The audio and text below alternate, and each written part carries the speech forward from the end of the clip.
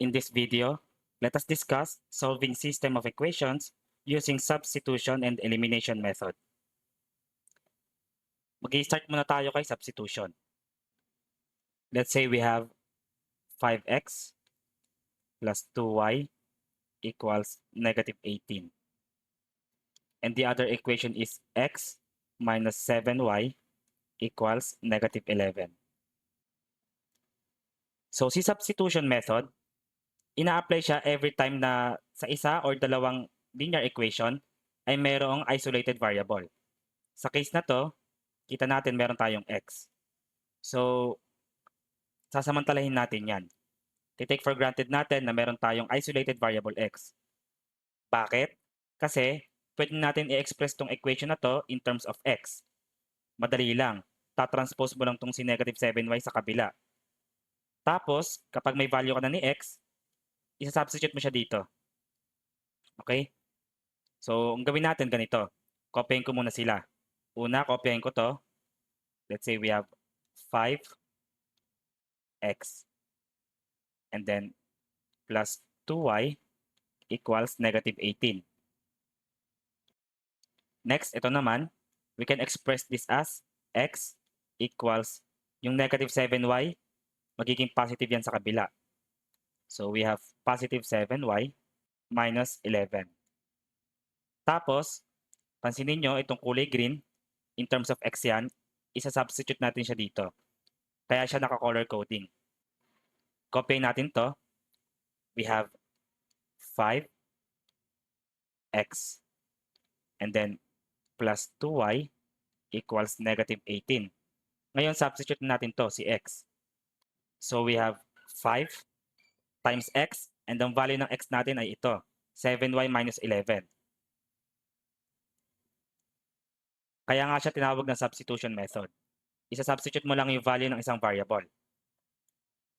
And then, continue tayo, plus 2y equals negative 18. Multiply natin. So 5 times 7y, that would be 35y. 5 times negative 11, that would be negative 55. Copy, plus 2y equals negative 18. Tapos ang gawin natin, mag-add tayo ng 55 on both sides. So ito, cancel out na to.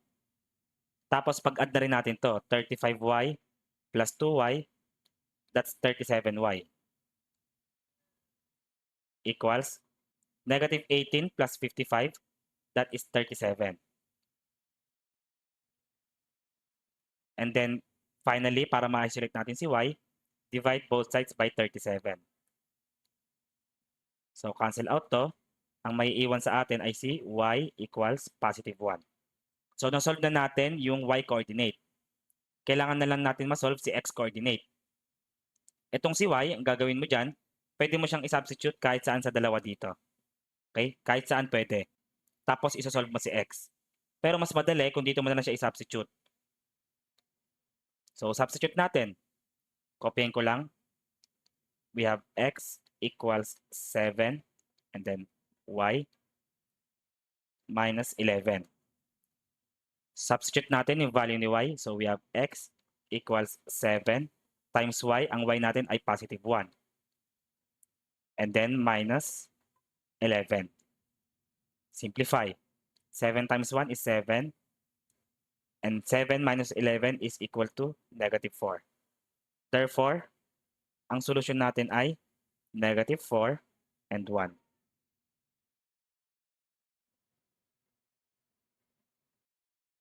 Okay, so next problem tayo. Purihin ko lang tong board.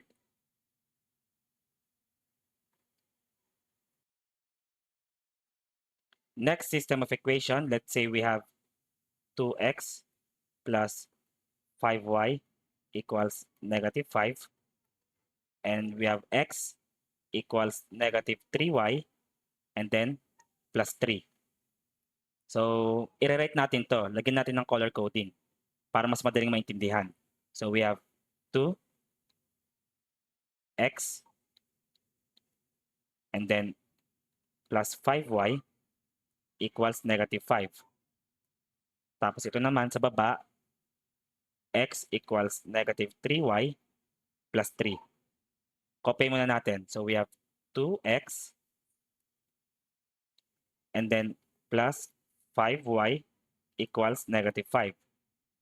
Pag substitute natin, we have 2 times x and ang x natin ay negative 3y plus 3. And then continue, plus 5y equals negative 5. Distribute natin. 2 times negative 3, that's negative 6y. And then 2 times positive 3, that's positive 6. And then plus 5y equals negative 5. So gawin natin dito, subtract tayo ng 6 from both sides para ma-eliminate natin si 6.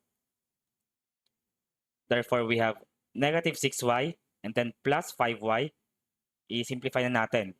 So negative 6 plus 5, that's negative 1.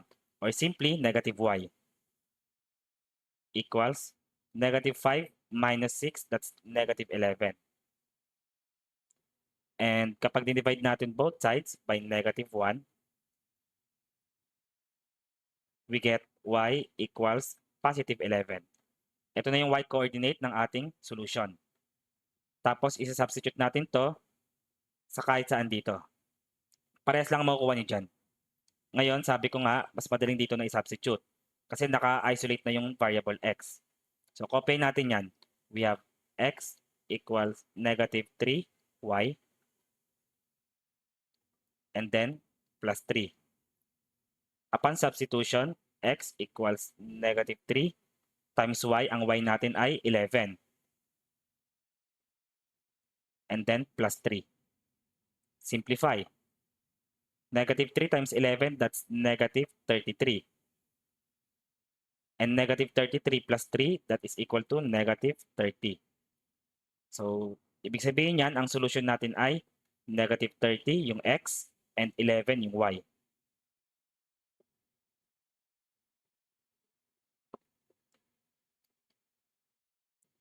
Next problem tayo. Purihin ko lang yung board.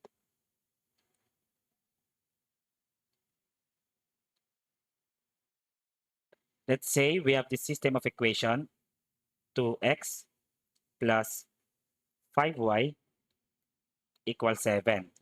And the other equation is x plus 4y equals 2. So, i-rewrite natin. Ito muna. So, sulat natin 2 times x and then plus 5y equals 7.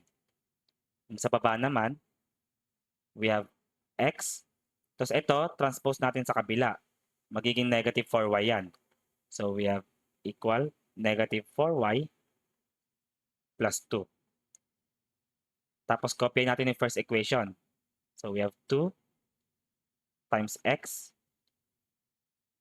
plus 5y equals 7. Substitute natin yung value. We have 2 times x. Ang x natin ay negative 4y plus 2. Continue. Plus 5y equals 7. So after nyo mag-substitution, dapat lagi nyo check na yung variables nyo dapat same lang. Okay? Kasi ayun yung sinusolve nyo. Proceed tayo. 2 times negative 4, that's negative 8. Y.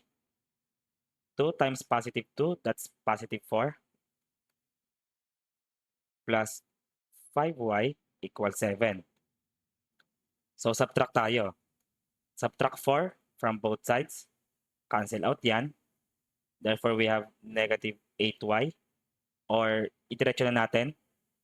Negative 8y plus 5y. So negative 8 plus 5 is negative 3. So negative 3, copy the variable y, equals 7 minus 4 is 3. And finally, divide both sides by negative 3. This cancels.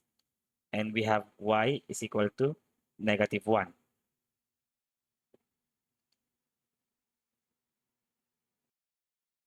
Ngayon, proceed na tayo mag-solve ng x. Gamitin natin ito.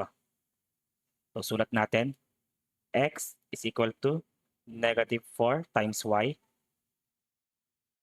and then plus 2. Substitute natin yung y na equal sa negative 1.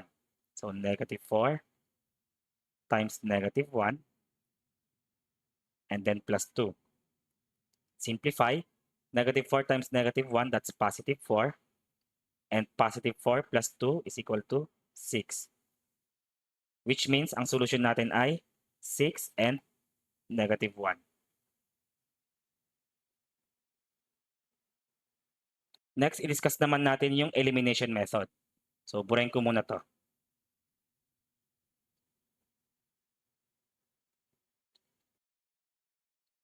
Okay, to discuss elimination method, let us consider the following system of equation.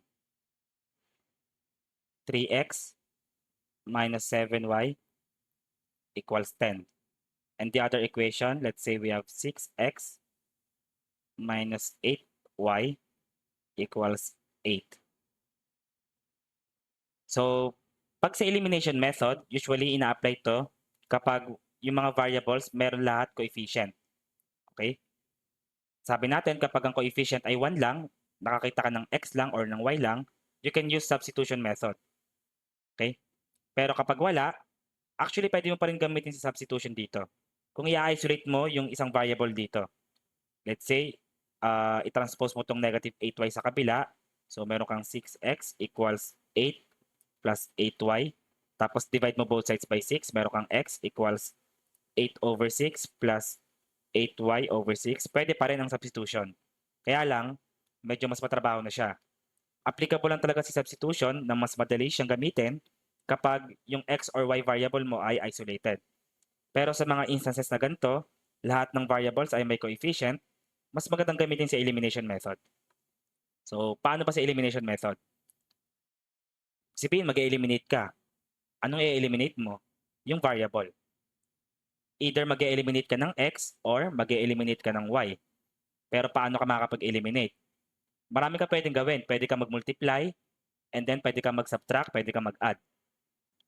Okay, halimbawa, gusto nating i-eliminate yung variable x. So kung isa-subtract natin yan, hindi ma-eliminate yung x kasi 3x minus 6x, that's negative 3x. So in what way siya may eliminate?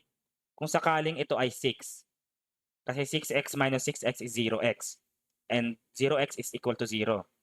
So para maging 6x yan, ang gawin natin, i-multiply natin to both sides by 2.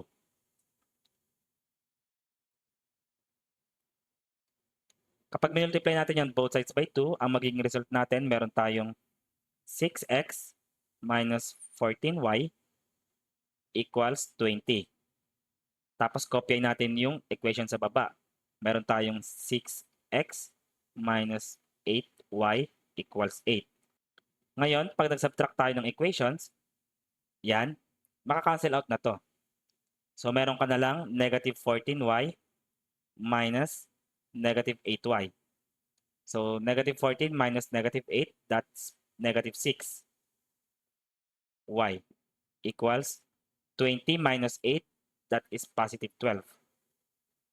And kapag nag-divide tayo both sides by negative 6, cancel out yan. Ang matitira sa atin ay y equals negative 2. Ayan yung y coordinate ng ating solution. Tapos, substitute mo lang siya kahit saan ditong equation dito. Let's say gamitin natin yung sa baba. So, we have 6x minus 8y equals 8. So, we have 6x minus 8 times y, which is negative 2, equals 8. 6x and then negative 2 times, rather negative 8 times negative 2, that's positive 16, equals 8. Tapos subtract tayo ng 16 from both sides. Cancel yan. We have 6x equals 8 minus 16, that's negative 8. And kapag nag-divide tayo both sides by 6 para ma-isolate si x, cancel out yan. Therefore, we have x is equal to, ang lowest term ng negative 8 over 6 is negative 4 over 3. So, ang solution ay negative 4 over 3 and negative 2.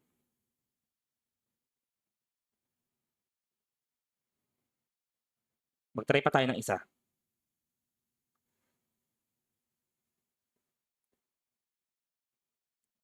Let's say meron tayong 6x minus 5y equals 8. And ang ating second equation ay negative 12x plus 12y equals 0. So dito, mas madaling i-eliminate si x. Kasi ang coefficient ng x sa baba, negative 12, sa taas naman, positive 6.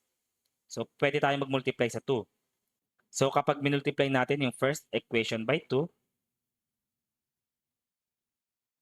ang magiging resulting equation natin ay 12x minus 10y equals positive 16. Tapos copyain lang natin sa baba. So meron tayong negative 12x and then plus 12y equals 0. And this time, ang gagawin natin ay add. Okay? Hindi subtract ha, kasi 12 minus negative 12, that's positive 24. Dapat add. Kapag in-add mo yan, cancel out to. Tapos, negative 10y plus 12y, that is equal to positive 2y. And 16 plus 0 is 16. Tapos, divide natin both sides by 2. We get y equals positive 8. Ngayon, isubstitute natin yung value ni y. So, gamitin natin yung second equation. We have negative 12x plus 12y equals 0. So, negative 12x plus 12y, ang y natin ay 8, equals 0. So, we have negative 12x plus 12 times 8, so that is 96, equals 0. So, add tayo ng 12x on both sides. So, plus 12x plus 12x. Cancel out to. Bali, meron tayong 96 is equal to 12x. And kapag nag-divide tayo both sides by 12, cancel out yan. Ang resulting value of x is equal to 8. So, the solution is 8 and 8. Okay, next problem tayo. Purahin ko lang ito nasa board.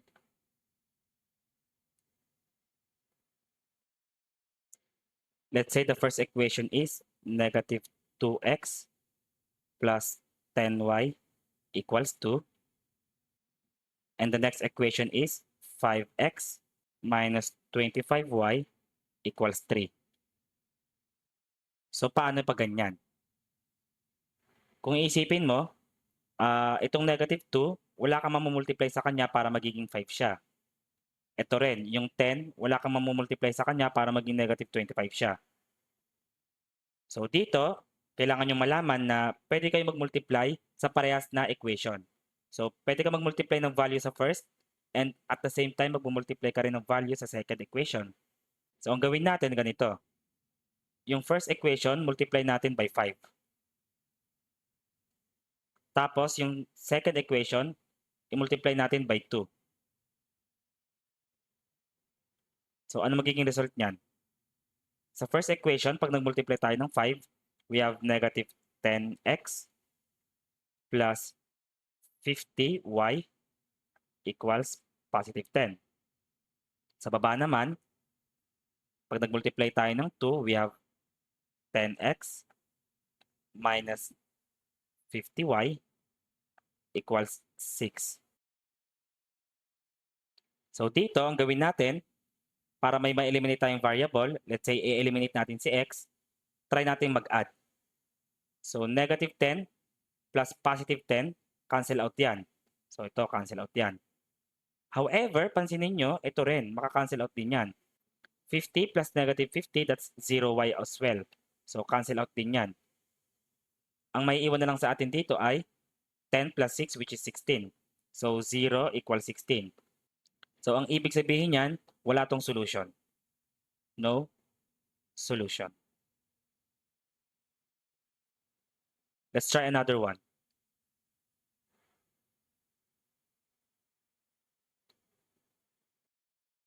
Okay, next problem.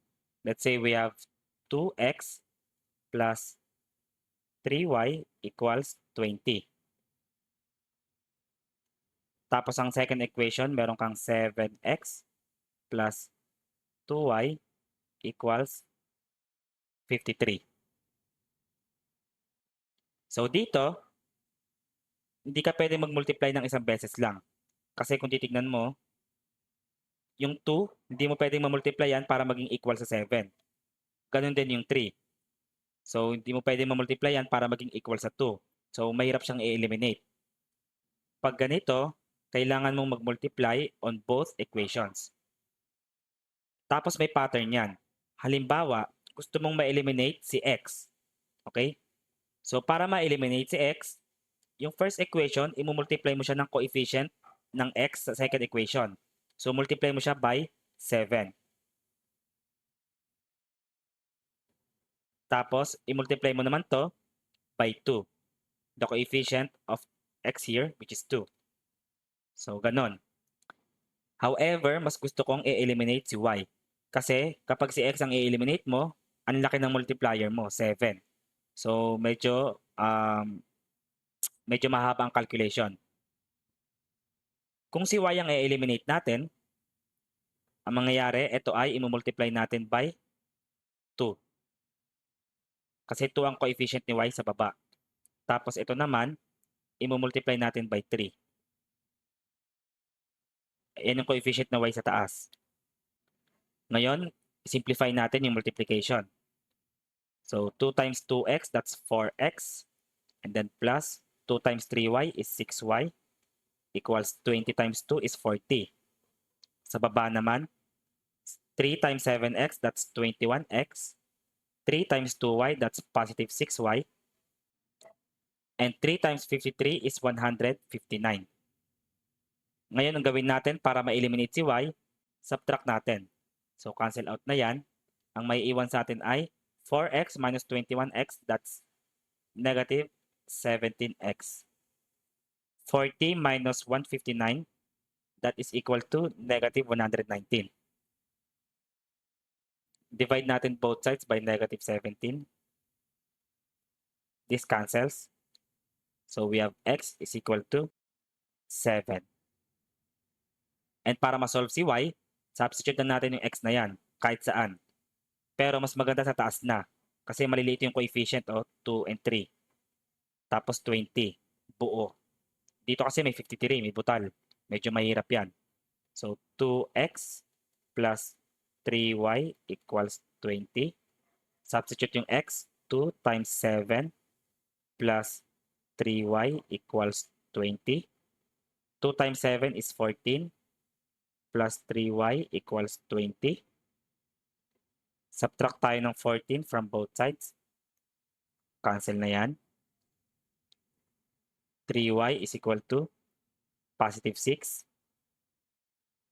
Divide tayo both sides by 3. Cancel. Therefore, y is equal to positive 2. Which means, ang solution natin ay 7